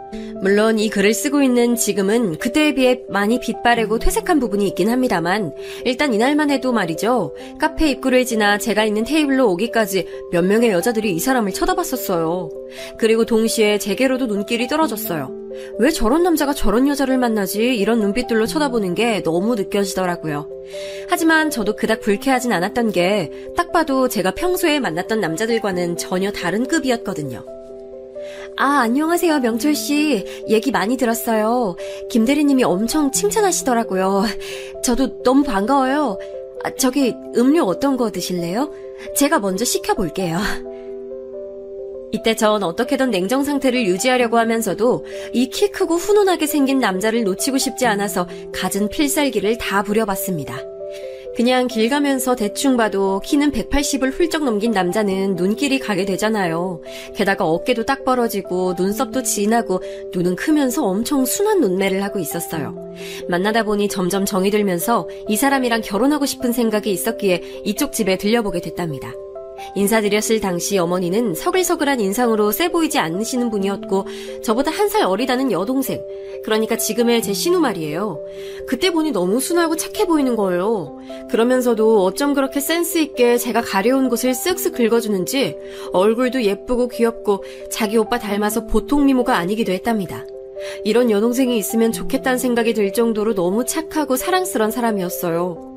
웬만해선 제가 같은 여자한테 이런 칭찬 잘 안 하는데 하여간 모시문데 못한다고 이 남매들은 외모도 훌륭하고 성격도 수더분했어요. 어머, 오빠한테 듣던 대로 정말 미인이시다. 저도 정희 언니 한번 만나보고 싶었어요. 저희 오빠가 너무 표현도 서툴고 말도 없어서 답답하지 않으세요? 그래도 얘기 들어보면 오빠가 정말 언니를 되게 아끼고 좋아하는 것 같더라고요. 저한테도 언니 오늘 오면 잘해주라고 어제 부탁했었어요. 오빠가 그런 말 하는 거 정말 처음 봤어요. 저희 오빠 잘 부탁드려요. 이렇게 깜찍하게 말을 해오니 어찌 이쁘지 않을 수가 있겠어요. 초면이니까 그냥 서로서로 좋자고 하는 얘기가 아니라 진심을 담아서 전하는 게 느껴지더라고요. 그 정도로 착함이 뚝뚝 묻어나는 아주 서글서글하고 순한 사람이었어요. 이후에 우리는 정말 일사천리로 쭉쭉 일이 진행되어서 결혼을 하게 됐고요. 그 다음 해에 바로 귀여운 아들을 낳게 됐답니다. 연년생으로 딸을 또 낳게 됐는데 이렇게 뭔가 순탄하게 흘러가는 것 같았지만 그렇지가 않았어요. 제가 너무 철이 없었던 걸지 몰라도 사랑하는 사람과 함께 결혼해서 살면 다 행복할 줄 알았거든요. 남편이 됐고 애도 둘이나 낳고 이제 열심히 서로 도와가면서 살면 된다고 생각했어요. 그런데 애 하나랑 둘의 삶은 천지 차이더라고요. 연년생으로 딸을 낳고 쉴 틈 없이 큰일을 경험한 제 몸은 아주 안 좋아졌고 전 이때 청천벽력 같은 얘기를 병원으로부터 듣게 됐어요. 이때 너무 막연하게 들려지면서 뭔가 이 말과 제 인생이 다 따로따로 놀고 있는 것처럼 느껴지더라고요. 왜 갑상선암이라는 단어와 제가 하나가 되어야 했던 것일까요? 선생님, 암이라고요? 세상에, 저 애가 둘이에요, 선생님. 이렇게 갑자기 걸릴 수도 있는 거예요? 물론 갑자기 걸린 건 아닐 거고 저도 그 전에 건강에 대해 무척 둔감했던 터라 얼마든지 징조가 있었을 거예요. 아무튼 제가 정확하게 인지하고 알게 된 때가 너무 갑작스러웠으니 견디기 힘들었죠. 이 사실을 알게 된 우리 친정엄마는 하늘이 무너지는 듯한 얼굴을 하고 도통 정신을 못 차리시더군요. 연년생 손주, 손녀 돌보느라 엄마도 진이 빠지고 이제 한계라고 하셨는데 그 와중에 딸이 이렇게 아프다고 하니까 엄마도 너무 기가 막혔나 봐요. 설상가상으로 엄마도 건강 상태가 나빠지시면서 저는커녕 우리 애들까지 신경 써주실 수가 없게 됐어요. 그런데 그 순간 신우가 갑자기 연락을 해왔어요. 어머, 새언니 어떡해요. 너무 힘드시겠다. 제가 뭐 도와드릴 건 없을까요? 저 마침 이번에 2월에 일을 그만두게 됐어요. 몇 달간은 도서관 다니면서 공부하고 다른 걸 준비하려고 했거든요. 제가 언니네 가서 연우랑 연진이 같이 봐드릴까요? 그 정도는 해드릴 수 있어요. 언니 너무 힘드셔서 어떡해요. 이렇게 진심으로 저를 걱정하며 말해주던 신우 반응을 생각하니 저도 너무 어려워하지 않고 도움을 부탁하게 됐어요. 친정엄마도 못해주고 사람 들여서 하기엔 신경 쓰이고 그래도 애들한테 고모이기도 하고 저한테 불편하지 않은 신우였으니까요. 이후로 신우는 제 부탁을 받자마자 곧장 준비를 해서 우리 집으로 들어왔어요. 언니, 제가 애들이랑 오빠 챙길 테니까 걱정하지 마시고 수술 받으세요. 엄마가 언니 먹는 것도 신경 쓰일 것 같다고 이것저것 이렇게 챙겨주셨어요. 한 3개월까지는 넉넉히 있을 테니까 걱정 마시고 치료에만 신경 쓰세요, 언니. 신우는 이때 먹거리며 제가 먹어야 할 영양제니 이런 것들까지 신경 써서 준비를 해왔더라고요. 제가 체력적으로 힘들어하면 본인이 홀로 애들을 데리고 시댁에 가서 자고 오기도 했어요. 언니 괜찮아요? 수술 결과는 좋은 편이라고 했으니 그것만으로 얼마나 감사해요. 언니, 낮에 엄마랑 연우, 연진이 데리고 잠깐 산책도 갔다 왔어요. 연우 잡으러 다니기 힘들더라고요, 이제. 연진이는 얼마나 새근새근 잘 자는지 길 가는 할머니, 할아버지들이 애기 인형 같다고 칭찬하시더라니까요. 그러면서 사진과 동영상도 보여주고 저 읽으라며 책도 사다주고 하여간 신우 신세를 보통 진 게 아니에요. 이때 남편도 제 딴엔 저를 돕고 싶었겠지만 애 둘 아빠고 집 대출도 남아있고 둘째를 이렇게 빨리 가질 계획이 없던 상태에서 애를 낳았잖아요. 원래는 그 안에 제가 복직해서 같이 돈을 번다는 계산도 있었기에 이 사람도 되게 부담이 큰 상태였어요. 그거야 이해하지만 사람 참 안 변한다고 아픈 와이프한테 좀 따뜻한 말이나 표현 좀 해주면 좋으련만 그런 게 전혀 없는 거예요. 그런 모습들을 신우가 옆에서 보고 뭐라고 하더라고요. 오빠, 이럴 땐 언니한테 꽃 한 송이라도 사오고 그러는 거야. 일주일에 한두 번은 꽃 사오고 할 말 없어도 언니한테 매일 전화 한 번씩 해줘. 10초 후에 끊는 한이 있어도 말이야. 여자들은 그런 걸로 살아갈 힘이 생겨. 이런 말을 해주니 남편도 자기는 잘 몰랐다며 머쓱해하고 그 말을 들으며 저는 제 작은 독방에서 잠들곤 했어요. 조카들 돌보는 것으로도 너무 지칠 텐데 착한 신우는 정말 조금도 싫은 소리를 하지 않았어요. 저도 이때 너무 미안한 게 새벽까지 잠이 오질 않고 우울감이 너무 심해져서 밤에 혼자 막 울었거든요. 그런데 그때 건너방에서 애들 데리고 자던 신우가 뛰어들어오더니 저를 와락하고 안아주는 거예요. 아이고, 언니 힘들었어요? 괜찮아요, 괜찮아요. 애들 잘 때까지 못 울고 있었나 봐요. 언니 잘했어요. 우리 연우, 연진이도 낳아주고 큰일 해줘서 고마워요. 고마워요. 이때 정말 저는 창피할 정도로 소리 지르며 울다가 뛰어들어와서 저를 안고 한참이나 토닥여주는 신우를 보며 감정을 겨우 추스리게 됐어요. 사람은 자기 감정에 동의해주는 사람이 한 명만 있어도 살 기운을 찾는다더니 신우가 곁에 있어서 얼마나 다행이었는지 몰라요. 이윽고 저는 마음을 조금씩 다잡게 됐어요. 언제까지 우울해할 수도 없고 수술은 잘 끝나고 먹는 거 주의하고 검사만 계속해서 받으면 되니까 좋은 부분을 되새기기로 했습니다. 한편으로는 늘 내 멋대로 날 위해 산다면서 바쁘게 살아왔는데 인생에 이처럼 한계가 있고 유한한 기준점이 있다는 걸 알게 된 것 같아요. 그래서 저는 다시 정신을 차리고 신우는 다시 집으로 보내고 애들과 얼마간 시간을 보냈습니다. 그런 와중에도 신우는 저와 주마다 만나서 애들 데리고 같이 카페도 가줬고요. 그 무렵에 신우가 뒤늦게 연애를 하고 있어서 그런지 더 얘기도 많이 나누고 친하게 지냈어요. 사실 신우도 결혼할 나이를 훌쩍 넘겼기 때문에 우리 어머니도 걱정이 많으셨거든요. 제가 봐도 참 예쁘고 좋은 사람인데 얼른 좋은 사람 만나서 가정을 꾸리길 바라게 됐어요. 그리고 좀 시간이 지나서 제가 복직하고 애들도 어린이집을 보내고 있을 즈음 신우가 기쁜 소식을 전해왔습니다. 저기 언니, 저 결혼하게 될 것 같아요. 어제 그 사람한테 프로포즈 받았어요. 엄마한테는 이제 막 얘기했고 바로 언니한테 말하는 거예요. 언니 축하해 주실 거죠? 이 말에 저는 콧노래가 마구 쏟아져 나오더라고요. 저의 결혼 전부터 애 낳고 아프고 지금에 이르기까지 많은 것들을 돌봐주고 마음 써준 신우였어요. 그런 신우가 이제 가정을 꾸리고 자기도 새로운 기로에 서 있다고 하니까 너무 축복해주고 싶더라고요.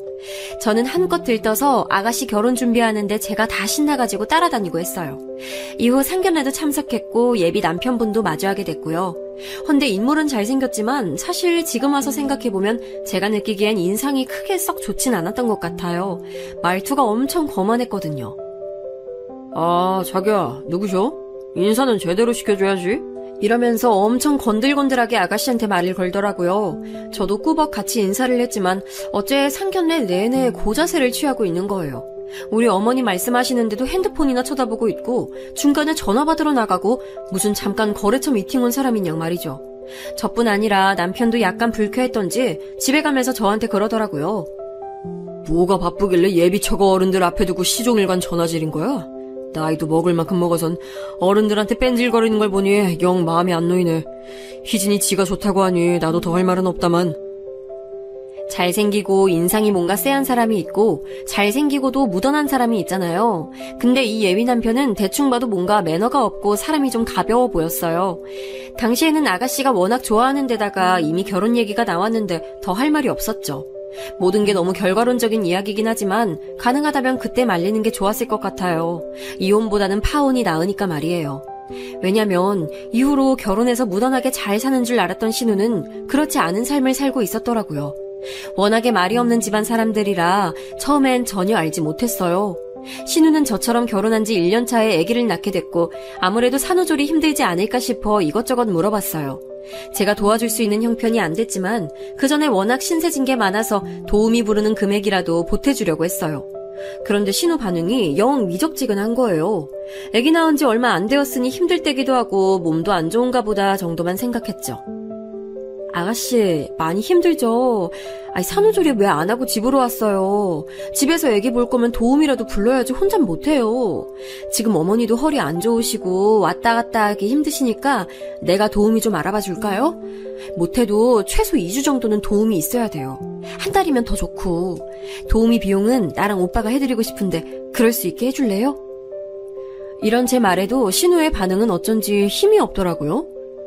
아니에요, 언니. 괜찮아요. 저 혼자서 애기랑 같이 있을 수 있어요. 그냥 너무 졸리고 좀 몸이 처지는데 지나면 괜찮아지겠죠? 애기 낳고 보니까 정말 세상 모든 엄마들이 존경스러워요. 언니도 이렇게 힘들었나 봐요. 이처럼 신우는 한사코 괜찮다고 했지만 저는 워낙 순둥하고 남한테 민폐 안 끼치려는 그 성격을 잘 알고 있었어요.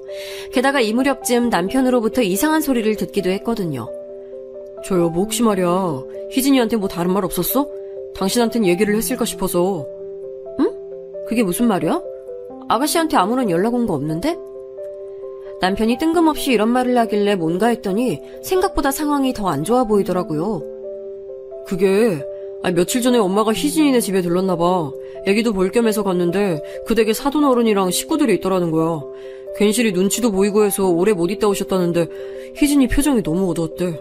엄마가 애지간해서 그런 걸로 나한테까진 전화 안 하는데 좀 걱정스러운가 봐. 남편이 이런 얘기를 하는 걸 보니 어머니도 애지간히 신경 쓰이는 게 아닐 것 같더라고요. 한편으론 제가 그렇게 힘들어할 때는 남편이 그다지 다독여주지 않았는데 막상 자기 여동생이 그렇다고 하니까 신경 쓰는 것 같았어요. 그 부분이 약간 서운하긴 했지만 그렇다고 이 사람이 제게 별다른 잘못을 한 것도 아니고 그걸 메꿔주겠다고 어머니와 신우가 힘써줬으니까요. 아무튼 상황을 자세히 알고 싶어서 저도 일찍 퇴근을 한 날 그쪽 부근이 신우네 신혼집이라서 불쑥 들러봤어요. 그런데 제가 얼핏 듣기로도 사돈댁이 와 계시다고는 알고 있었거든요. 역시나 들어갔을 때도 계셨고 저를 보더니 썩 반기는 표정이 아니신 거예요. 안녕하세요. 그때 상견례랑 결혼식 때도 뵀던 것 같은데 누구지? 오빠 부인 새언니라고 했죠? 우리 며느리한테 들었어요. 아주 사이좋게 잘 지낸다고. 예, 어르신 안녕하세요. 저희 아가씨 잘 부탁드려요. 안 그래도 애기 낳고 한 번은 와봐야지 싶어서 들려봤어요. 많이 도와주신다고 들었는데 너무 감사드려요. 전 인사차 건넨말이었는데 이때 사돈어른 대답은 되게 기분 나쁘게 돌아오더라고요. 그 말투만 봐도 자기 며느리를 어떤 식으로 보고 있는지 느껴졌어요. 응? 내가 도와준다고? 난 그런 적 없는데? 제가 그래요? 말이야 바른 말이지. 시어머니가 며느리 애 낳았다고 뭐 해줄 게 있나? 그런 건 다 필요 없는 거야. 옛날에 언제 그런 걸 받고 살았어? 게다가 감히 어떻게 시어머니한테 며느리를 봐달란 소리를 하냐고. 난 우리 손주 보러 온 거예요. 아들 보러 왔고. 이렇게 찬바람이 획획 돌게 받아치시는데 너무 무안할 지경이었어요. 아무리 그래도 그렇지 자기 며느리네 친정 식구인데 말을 저렇게 대놓고 탁탁 쏘아댈 필요가 있나요? 그 순간엔 저도 마땅히 대꾸를 하지 못했고 주방에 있던 신우는 저와 눈이 마주치자 엄청 난감하고 곤란한 듯 웃더라고요. 그리고 정말 그 밝던 얼굴이 우중충해 보이는 거예요. 심지어 이때 잠깐 눈 맞춤하는 것조차도 꼴보기 싫었던지 사돈어른은 저보고 은근 빨리 다시 가져왔으면 하는 투로 말하더군요. 이쯤부터 조금 화가 났어요. 우리 며느리 알아서 잘 지내고 있으니까 너무 걱정할 거 없어요. 우리 손주도 이제 막 잠들었어. 애기들 낯선 어른 손 타면 안 돼. 병 걸려. 조금 있으면 우리 아들이랑 식구들 올 건데 계속 있다 갈 거예요? 난 쟤한테 자기네 식구 온다는 말도 못 들었어. 얘! 온다면 온다고 말을 해줘야지. 이렇게 손님을 갑자기 들이닥치게 하면 어쩌냐? 이러면서 저 말고 신우한테 면박을 주는 거예요. 그 말에 움찔해서 신우는 어쩔 줄 몰라 하는 표정으로 고개를 팍 숙이는데 제 성질대로라면 뭐라고 바로 쏘아붙였을 거예요. 하지만 제가 나가고 난 뒤 신우는 계속 자기 시어머니랑 같이 있어야 하니 답이 없겠더라고요.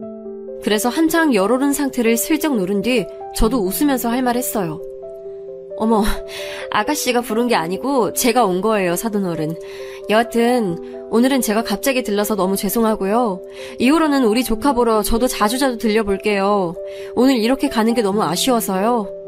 그럼 안녕히 계세요, 사돈어른. 이러고 제가 훅 일어서자 그 사돈어른은 아주 못마땅하다는 얼굴로 저를 응시하더라고요. 진짜 저랑 고부관계로 만났으면 가만 안 있었을 텐데 한 다리 건너 시어머니라 뭐라 하지도 못하고 그냥 참고 나왔어요. 한 가지 마음에 걸리는 건 신우가 너무 살이 빠져있고 얼굴색이 나빴다는 거죠. 결혼 전에 그렇게 생기발랄하고 예쁘고 결혼 시기가 좀 늦어졌다 한들 주변에서 다 탐내는 신부감이었어요. 그런데 좀 더 여유있는 집안에 시집가서 한동안 조용히 사는가 했더니 신우 남편은 엄청 가부장적인 타입이더라고요. 아내가 밖에 돌아다니는 걸 못 보고 약속도 못 잡게 하고 집에만 가둬두는 성격이었어요. 그런데다가 자기 엄마를 비롯해서 아버지며 동생이며 누나며 엄연히 한 가정인 이 집에 수시로 드나들게 놔두고 말이에요. 앞만 봐도 신우 저러다가 우울증 걸릴 것 같은데 이날 집에 와서 남편과 얘기를 하다 보니 너무 답답한 거예요. 내가 볼 때 아가씨는 이미 우울증인 것 같아.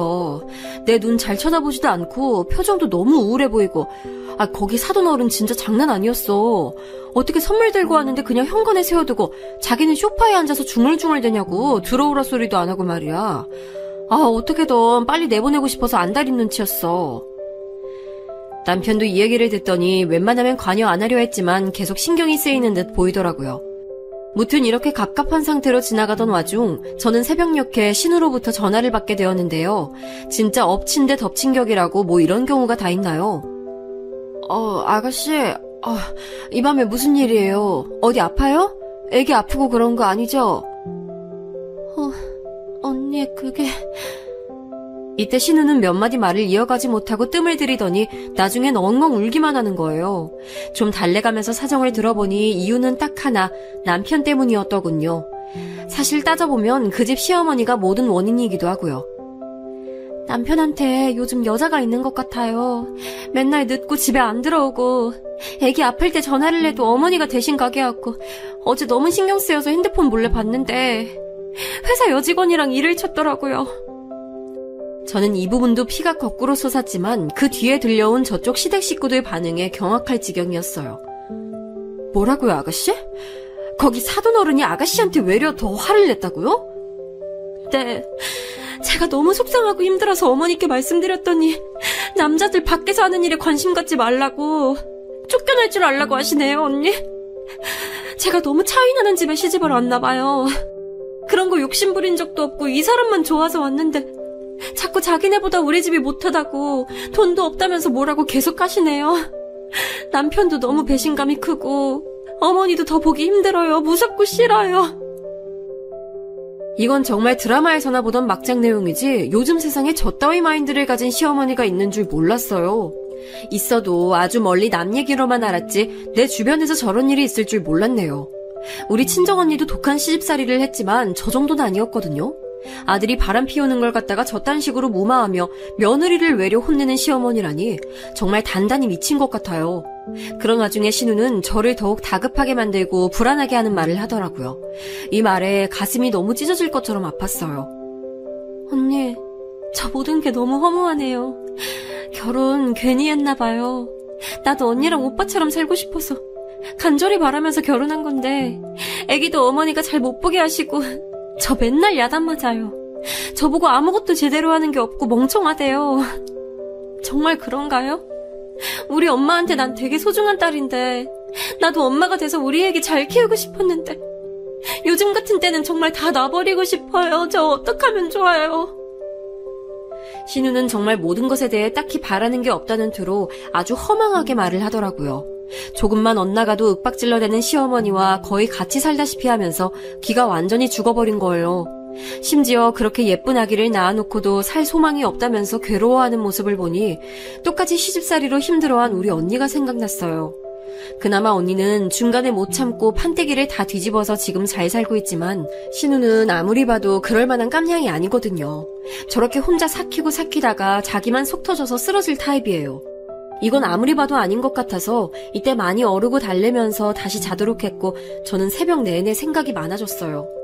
다른 이유로 저는 신우와 비슷한 시기에 매우 힘든 때를 지나고 있었는데 그때 신우가 저를 정말 정만케 감싸주고 도와줬었거든요.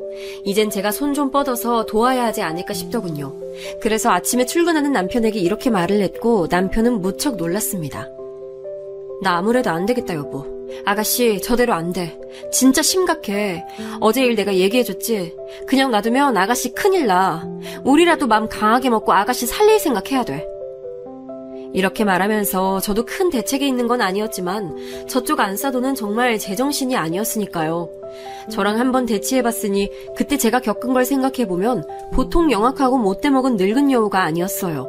말 하나하나 다 받아치고 밉살스럽게 말하고 철저히 약자라고 생각하는 며느리를 대할 때는 얼마나 살벌하게 굴었을까요?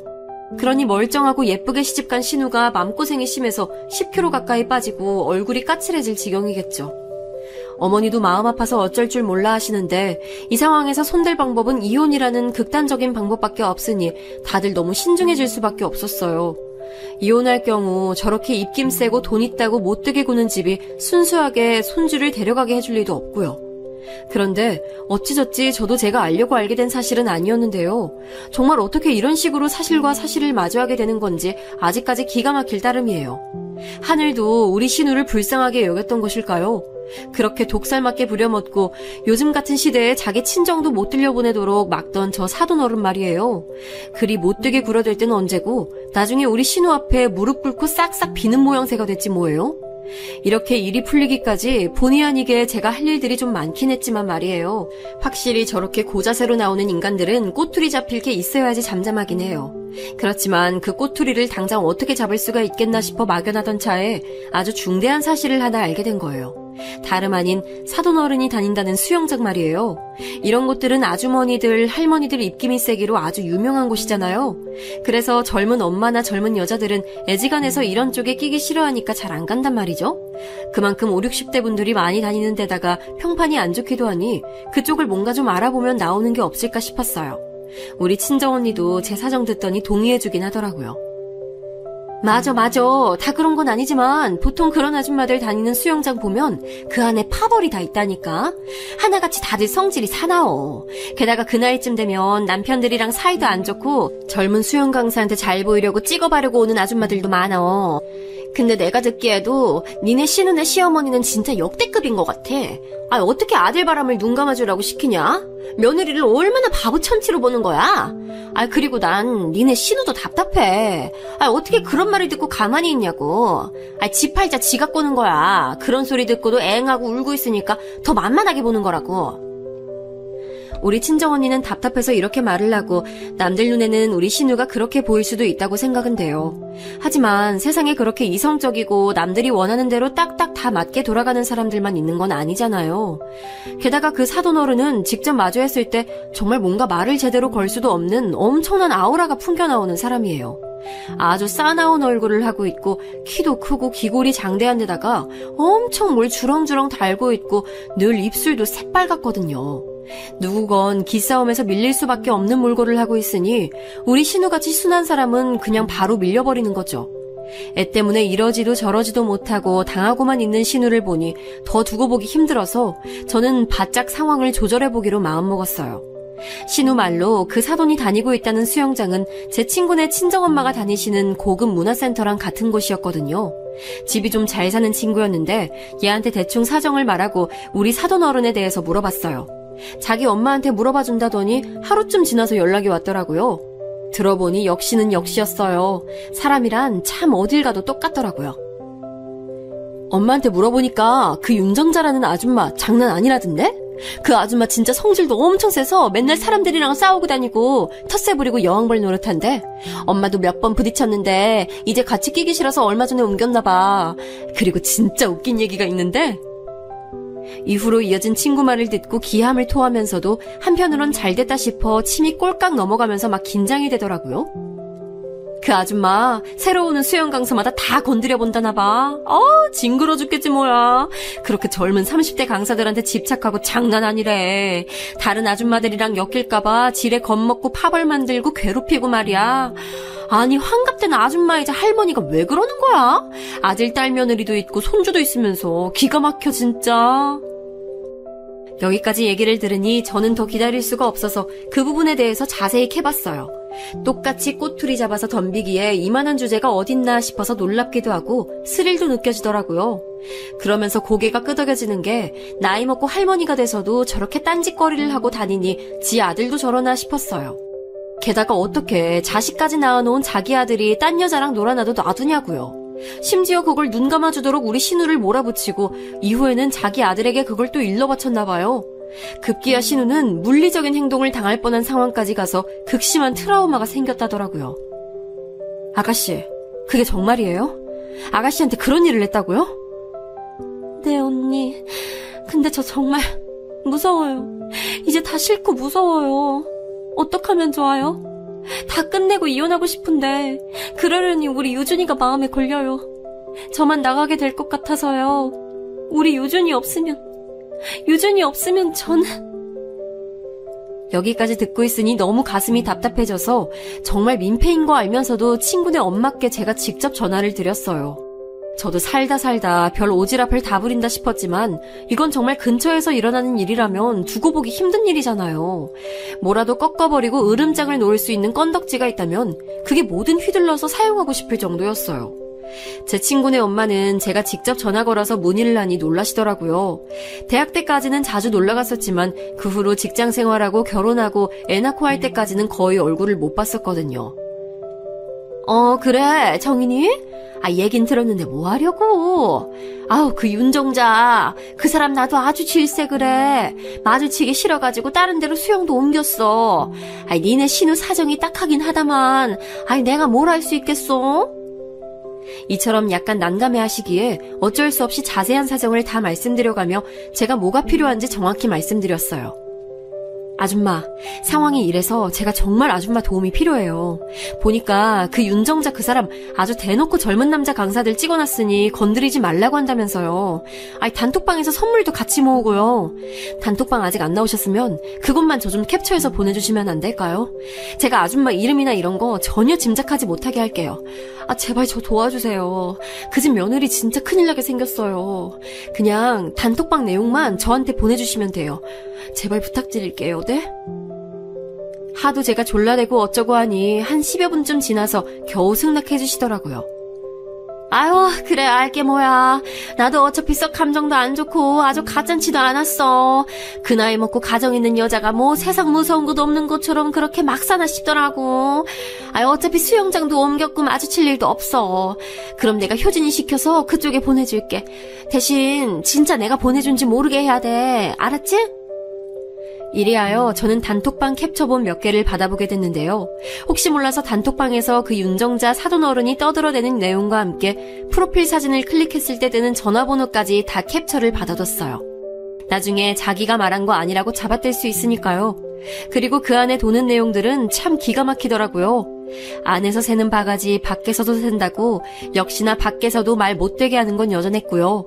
자기 아들보다 어린 젊은 강사 멋지다며 온갖 추잡한 표현과 치정극을 벌여가며 그 수영장 아줌마들에게 으름장 놓는 모습이란 아주 굉장했어요. 거기 내용들을 한번 첨부해 볼게요. 그 사돈 어른이 떠들어댄 내용인데 차마 눈 뜨고 다 읽을 수 없는 내용이라 그나마 순화시켜서 적어봅니다. 워낙 민망한 표현들이 많았거든요. 우리 강사님 너무 멋지지? 공식적으로 내 애인이나 마찬가지니까 침바를 생각들 하지 마. 강사님도 나한테만 탁 붙어서 가르쳐주는 거 봤지? 하여간 몸매도 너무 멋지고 왜 이제 알게 됐는지 너무 안타까워. 아유, 할아버지 같은 남편이랑 같이 살다가 이렇게 멋진 강사님 보니까 제대로 눈호강아지 뭐야. 딱 10살만 젊었어도 새로 시집 갔을 거야. 자기들이 봐도 나 가능성 있어 보이지? 그리고 어제 보니까 미자씨 엄청 우리 강사님한테 들러붙더라. 적당히 들러붙어 머리채 잡히기 전에. 강사님은 내 거라고. 여기까지 읽고도 얼마나 기가 차던지 아니 나이 먹을 만큼 먹은 할머니 아줌마가 이게 뭔 추태인가요? 저는 이 사실에 대해서 따로 남편이나 저희 시어머니께 말씀드리진 않았고요. 신우에게 간단히 이야기를 했어요. 그리고 다짐도 받아뒀고요. 아가씨, 그래서 아가씨는 정말 이혼할 생각 있어요? 이혼할 각오가 없다면 저는 이 이상 도와줄 일이 없어요. 아가씨 각오가 중요해요. 유준이 데리고 나와서 살 생각 있으면 도와줄 거고 아니고 뭐 또 어영부영 덮고 살면서 참다가 골병나서 죽을 거면 전 못 나설 것 같아요. 어떻게 할래요? 그러자 신우는 그 말에 울음을 터뜨리면서 앞으로 살아갈 길이 무섭지만 이혼을 했으면 한다고 하더라고요. 이대로 저 혼자 유진이 키우는 것도 겁나지만 이렇게 사는 것보단 나을 것 같아요. 이혼하고 싶어요, 언니. 하긴 비밀번호 누르는 소리만 들어도 기절할 것 같은 시어머니에 바람을 아무렇지 않게 펴대고 그걸 지 엄마한테 일렀다고 손을 대는 남편에 어떤 여자가 그런 집에서 천년만년 살 수 있겠어요. 요즘 같은 세상에 말이에요. 결국 저는 더 오래 생각하지 않고 신우네 집에 그 사돈 어른이 있을 때쯤 맞춰서 방문하게 됐어요. 여지없이 또 갑자기 들이닥친 저를 보며 사돈 어른은 불쾌하다는 듯이 쏘아붙이더라고요. 뒤이어 완전히 바뀌어버릴 자기 입장은 생각도 안 하고 말이에요. 아니 연락이라도 하고 오셨어야지. 전에도 말하지 않았나요? 아유 우리 며느리가 이래서 문제야. 아무 때나 자기 식구가 드나들게 하고 말이야. 얘 새아가 아직도 넌 네가 이 집에 시집 왔다는 자각이 없어? 없냐고. 사돈 어른은 절 보고 뭐라 하다가 곧장 몸을 돌려서 주방 쪽에 서 있는 우리 신우한테 대차게 소리를 지르더라고요. 진짜 너무 넌더리가 나는 이 모습에 저는 곧장 용건부터 말했어요. 전 사돈 어르신 연락처를 몰라서요. 이렇게 직접 찾아올 수밖에 없었어요. 드릴 말씀이 있는데 전화번호도 뭣도 없고 그러니 이렇게 집에 와서 얘기해야지 별 수 있나요? 에? 나요? 나 말이에요? 나한테 뭘? 무슨 드릴 말씀이 있길래? 사돈 어른은 아주 황당하고 얼척없다는 듯 저를 아래 위로 훑어보더라고요. 이참에 전 그냥 할 말을 다 쏟아버리게 됐고 거만한 얼굴로 저를 내려보던 사돈 어른은 점점 코로 숨을 아주 가쁘게 몰아쉬더라고요. 이래서 사람은 죄짓고 살면 안 되는데 보통 그럼 안 되는 인간들이 죄짓고 살더라고요. 사돈 어른, 우리 아가씨 이제 그만 놔주세요. 유준이 데리고 이혼하고 싶다네요. 제가 대신 전달하려고 해요. 이 집에서 나가는 순간까지 조용히 정리 잘하고 갈 수 있게 해주세요. 이게 제가 할 말이에요. 그간 사돈 어른의 잘난 아드님께서 저지르고 다닌 일이며 아가씨한테 함부로 한 거 다 알고 있어요. 이쪽 집 대표에서 왔으니까 그리 알아두세요. 이 말을 듣는 내내 기가 막히던 얼굴로 눈을 막 부라리던 사돈 어른은 인상부터 쓰면서 아주 사람을 잡아먹을 듯이 윽박지르더라고요. 그럼 저도 당연 대응책이 있죠. 게다가 그 대응책은 저쪽을 약올리기에 아주 충분했고요. 왜요? 본인도 아들뻘이랑 마음껏 바람 피우고 다니시니까 별것도 아닌데 우리가 난리인 것 같으세요? 근데 아들도 아시나? 아니 저기 뭐야, 온 가족이 다들 알고 있는 거예요? 그럼 더 막장인데. 이딴 막장 집안에서 어떻게 애를 키우라는 거예요? 정신병자도 아니고. 뭐? 야, 너 지금 뭐라고 했어? 뭐? 사돈 어른은 그 자리에서 일어나더니 동공이 마구 흔들리면서 막 어깨까지 떨더라고요. 어찌나 목소리는 또 기차 화통 같은지 하여간 성량 엄청나다 싶었어요. 저요, 알 거 다 알고 왔어요. 이렇게 소리 지르고 일 키워서 그쪽 좋으실 일 하나도 없을걸요? 듣자 하니 여기 회사 가족이 다 같이 하는 거 아닌가요? 거기에 사모님이 젊은 수영 강사들이랑 맨날 놀아난다는 거 퍼뜨리면 어떻게 되는 거예요? 대체 뭔 스트레스가 그렇게 많으시길래 남편 놔두고 젊은 남자들이랑 놀아나고 그러고 며느리네 와서 아주 피를 말려 죽일 정도로 길을 잡고 사시냐고요? 자식들은 다 알아요? 아냐고요? 점점 세게 나가니 이후로는 그 쇳소리 같은 목소리 볼륨을 낮추고 아주 조근조근 화를 내더라고요. 그래봤자 칼자루는 제가 쥐고 있는데 말이에요. 그쪽이 뭘 안다고 그래? 대체 어디서 뭘 알고 그런 소리를 하는 거야? 저 어지간 시끄러우니까 나가! 뭘 나가요? 얘기가 안 끝났는데. 그런 식으로 얼버무리지 말고 얘기 똑바로 해요. 저요, 사돈 어른이 놀아난 증거 다 갖고 있어요. 우리 아가씨한테 하는 짓거리 진짜 못 참겠어서 벼르고 있었는데 알아서 이런 내용들이 굴러 들어오더라고요. 그러게 왜 그렇게 나이 먹을 만큼 먹으신 어르신께서 추접하게 사셨어요? 이거 확 다 아드님이랑 가족들 하는 회사일까지 까버릴까요? 그럼 거기 남편분께서도 본인 마누라가 남자들이랑 놀아난 것도 다 덮고 사신대요? 그건 아닐 것 같은데. 사돈 어른도 돈 푼 없이 여기 시집 오신 거라면서요. 이쯤 얘기가 진행되자 오래도록 아주 불편한 침묵이 감돌게 됐어요. 누구 하나 먼저 입을 떼지 않고 서로 노려보며 절대 물러서지 않겠다는 얼굴로 말이에요. 그때 신우는 소파 쪽에 주저앉아서 힘없이 어깨를 구부리고 있었고 이 침묵이 너무 졸렬하고 짜증나게 느껴진 저는 입을 뗐어요. 긴 말할 거 없고 우리 아가씨 이 집에서 나갈 거니까 그리 아세요. 짐 정리해서 데려갈 테니까 불편하게 하지 말고 나가주세요. 혹시 말귀 못 알아드셨으면 제가 증거 몇 개 보여드려요? 보니까 단톡방에서 아주 세상 무서운 것 없이 거하게 노셨던데요. 저한테 제보해준 사람이 몇 명인지 몰라요. 여기 풀까요? 아니면 가족들 계신 곳에 다 프린트해서 쫙쫙 돌릴까요? 솔직히 이 말을 했을 때 저는 당장 눈앞에 보여달라고 할 줄 알았어요. 그러면서 저 성질대로 더 독서를 퍼붓거나 아니면 뭔 사단이 날 거라고 상상했죠. 저도 그만한 담력까지는 없기 때문에 약간은 긴장하면서 말을 했는데요. 너무 이해가 안 되는 건 그 뒤에 이어진 반응이었답니다. 보통은 애지간해서 저렇게 상대가 주장이 되면 한 번은 뭔지 보자면서 내놓으라고 하지 않나요? 근데 얼마나 자기도 찔릴 것들이 많으면 굳이 보여달라 소리를 안 하더라고요. 제가 저 정도까지 오픈한 내용만 듣고도 어느 정도 짐작이 됐나 봐요. 그냥 곧장 바로 무릎이 땅에 떨어질 정도로 엎드리더니 제발 가족들에게 오픈하지 말아달라고 사정을 하는 거예요. 그것도 싹싹 애타게 비는 게 아닌 아직 자존심은 남아있는 고자세로 말이에요. 저기 그쯤 하고 그만해줘요. 이런 걸로 뭘 이혼을 말해. 그리고 왜... 아무튼 내 얘기는 그쯤 해달라고. 가족들한테 보낸다든지 그딴 짓 하지 말라고. 그리고 그거 다 지워줘요. 이제 내가 문제없이 처리할 테니까. 점점 알아들을 수 없이 또 꼴에 자존심은 있어서 저런 횡설수설해대는 모양새를 보고 전 안 된다고 얘기했어요. 아니요. 이러나 저러나 아가씨는 이혼할 생각이었고요.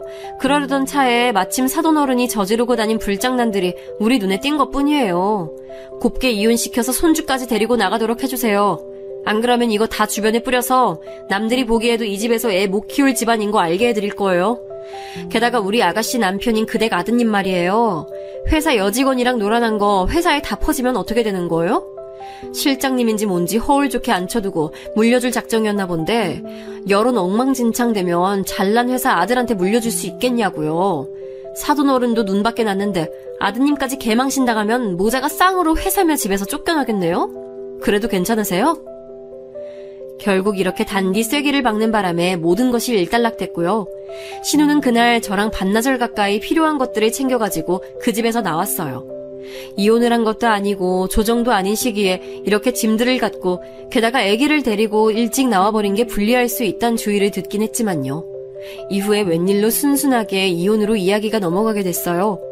알고 보니 꼭 저 일 때문이 아니라 신우 남편이 이미 마음이 훌쩍 떠있던 상태였기 때문에 이혼 얘기를 대수롭지 않게 생각하고 있더군요. 단지 저 집 시어머니가 손주는 뺐고 며느리만 내쫓을 예정이었던 것 같아요. 하지만 흠이 왕창 잡혀버렸으니 어쩌지도 못하고 손주는 며느리 손에 뺏기게 된 거예요. 상간녀 관련 자료도 제대로 알아보지 못했던 우리 신우는 그냥 눈만 멀뚱히 뜨고 애만 놔두고 나올 뻔했었는데 결과적으로는 잘 된 거라고 볼 수 있겠죠. 이후 얘기를 신우한테 들어보니 참 모든 게 잘 됐고 속 시원하게 박살내줬다는 생각이 들었어요. 어머니가 며칠 전에 연락이 왔어요. 유준이 만나게 해줄 거냐고 하더라고요. 그래서 제가 그럴 생각 없다고 했어요. 애 아빠도 애한테 관심이 없고 만날 생각 없는데 왜 시어머니한테 제가 애를 보여드려야 하는 건지 이제서 정신이 좀 들더라고요. 연락하지 마시라고 끊고 차단했어요. 그렇게 애를 뺏겨놓고도 이내 미련이 남아서 손주 가끔씩 보여주면 안 되냐고 구걸하는 전화를 했다니 기가 막혔어요. 한편으로는 절대 앞으로 다신 보여줄 생각이 없다는 신우의 다짐을 들으며 이제야 속 시원한 느낌이 들었어요. 남편과 저희 시어머니는 그저 저를 영웅 보듯이 한답니다. 예, 연우애미야. 내가 정말 너 볼 낯이 없다. 그냥 이대로 눈 뜨고 딸 맨몸으로 쫓겨나는 꼴을 볼 뻔했어. 정말 너한테 너무 고마워서 어쩌냐, 아유, 고맙고 미안하다. 어머니는 이렇게 목매인 소리로 전화를 해오셨고 남편 역시 그 무뚝뚝하고 멋쩍은 표정으로 말하더라고요. 고마워. 내가 해줄 수 없는 걸 당신이 해줬어. 진짜 고마워. 이리하여 신우는 애를 데리고 친정에서 살고 있고요. 저희는 저희대로 열심히 살아가고 있어요. 저도 남일에 이 정도까지 에너지를 쏟아본 건 처음이자 아마 마지막이 될 것 같아요. 2번 다시는 간 떨리고 심장 약해서 못하겠더라고요. 하지만 정말 저에게는 마치 자매 마냥 잘해주고 자기 모든 것을 내어주던 신우인데 그렇게 당하고 사람이 피폐해지는 꼴을 그대로 두고 볼 수가 없었어요. 게다가 남편이 바람을 피웠는데 외려 적반하장으로 험한 꼴을 더 당하게 되고 이혼에 애까지 뺏길 뻔한 게 말이나 되나요? 나설만 해서 나섰고 한편으론 나선다고 다 해결되는 게 아닌데 잘 해결된 게 그저 다행이고 신기할 뿐입니다. 여기까지 제 얘기 들어주셔서 감사합니다. 모두들 좋은 하루 되세요.